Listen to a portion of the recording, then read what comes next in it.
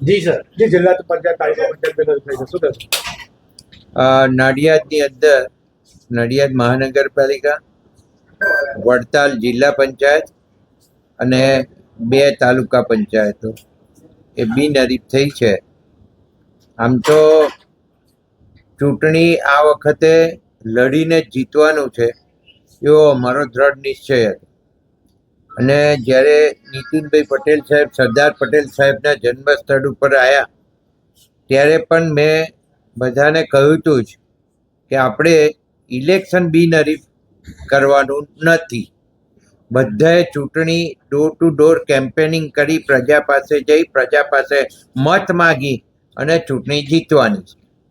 એટલે અમારો કોઈ પ્રયત્ન આ બિનહરીફ કરવા માટેનો હતો નહીં. છતાંય આ 3 બેઠકો મહાનગરપાલિકાની બિનહરીફ થઈ છે. અને વડતાલની સીટ એ લોકોએ ગામવાળાએ બધાએ નક્કી કરી, 3 ગામ ભેગા થઈ અને બિનહરીફ કરી છે. એટલે આ રીતના, એવી જ રીતના 2 તાલુકા પંચાયતો બિનહરીફ કરી છે. તો આ અત્યારે જે અમારી સ્ટ્રેટેજી છે એ મુજબ અમારે ઇલેક્શન લડવું છે અને ઇલેક્શન લડીને જીતવું. કોંગ્રેસના આક્ષેપ છે કે 30 લાખ 40 લાખ રૂપિયા 60 લાખ રૂપિયા આલીને ટિકિટ ઉમેદવારી પાસે ખેંચાઈ ગયું. મારો આક્ષેપ છે કોણે વેચ્યા, આ લોકોને કોણે વેચ્યા એ મને જવાબ આપે. એનો આક્ષેપ એવો હોય તો આ જે એ લોકો લઈ ગયા છે તો એને પાછા કોણે આપ્યા?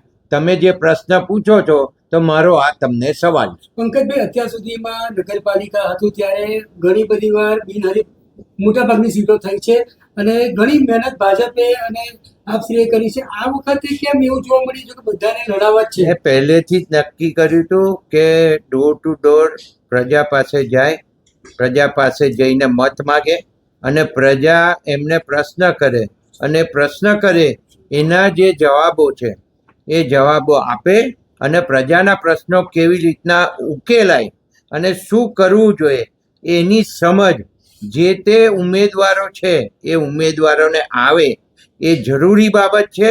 એટલે જ મેં પહેલેથી નિશ્ચય કર્યો હતો કે બને ત્યાં સુધી કોઈ બિનહરીફ થાય નહીં.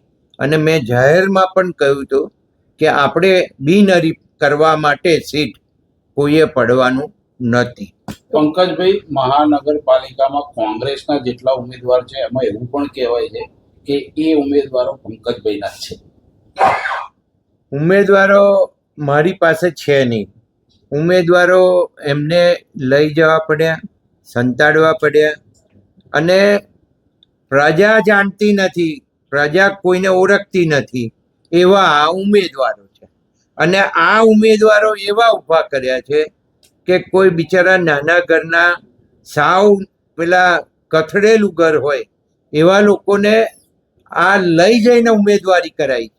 એમ મને એવી ખબર પડી છે કે એના ઘરના લોકોએ એટલી બધી વિનંતી કરી છે આ શહેર કોંગ્રેસ પ્રમુખને કે ભાઈ અમારા જેમને તમે ઉમેદવારી કરાવી છે એને અમને પાછા સોંપી દો, છતાં એ લોકોએ સોંપ્યા નથી.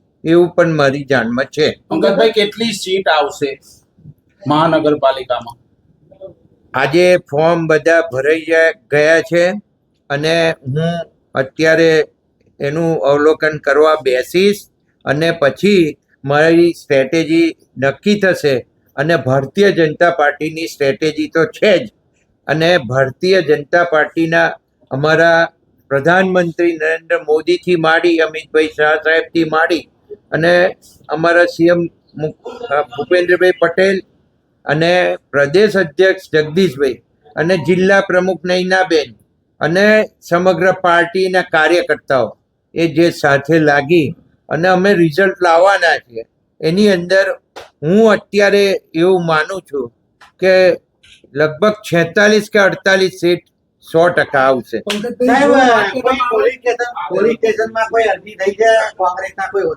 મારી જાણમાં નથી, મારો એ વિષય નથી અને હું એમાં પડતો નથી. એટલે જ મેં પહેલેથી કહેલું કે મારે કોઈ બિનહરીફમાં પડવું નથી અને હું ક્યાંય નીકળ્યો નથી અને હું ક્યાંય એના માટે જવાનો નથી. આવું સ્પષ્ટતાથી મેં કહ્યું. 30 વર્ષમાં પહેલી વખત કોંગ્રેસે 50 ઉમેદવારોને મેન્ડેટ આપ્યા છે. આપની આ કાર્યકાળ દરમિયાન આ પહેલી વખત થયું છે. 50 ઉમેદવારો આપ્યા હોય તો 50 ઉમેદવારને એમને સંતાડી રાખવાની શું જરૂર પડી?